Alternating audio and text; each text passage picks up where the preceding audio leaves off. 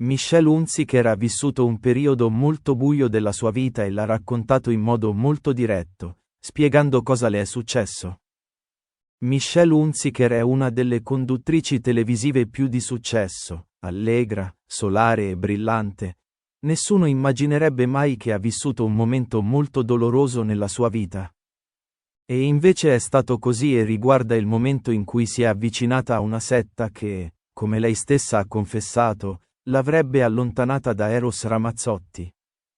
La conduttrice ha spiegato nelle specifico cosa le è stato imposto, spiazzando tutti con le parole su quel momento buio e doloroso in cui non riusciva a riconoscersi.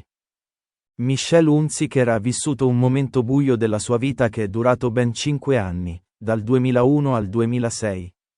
Tempo fa ha deciso di parlarne in un'intervista al settimanale Chi, in cui ha spiegato come si fosse avvicinata a una setta che l'ha portata ad allontanarsi da tutto e tutti.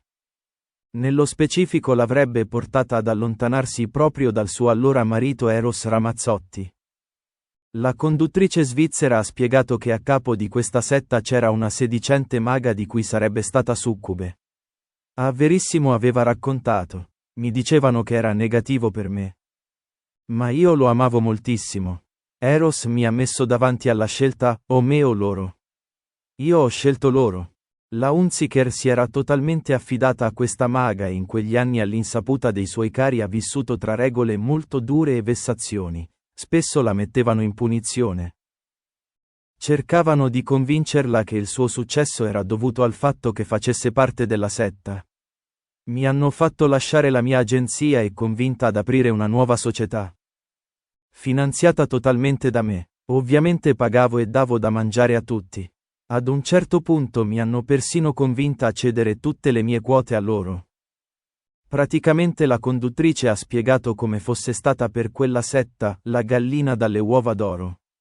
Ma Michelle Hunziker ha spiegato che prima ancora dei soldi le è stata portata via la dignità. Ha raccontato come in questo gruppo ci fossero anche direttori di giornali, magistrati, tutte persone che a un certo punto sono state allontanate. Perché la setta si sarebbe concentrata solo su di lei. Per fortuna è riuscita a venirne fuori e a capire quanto le stessero facendo del male.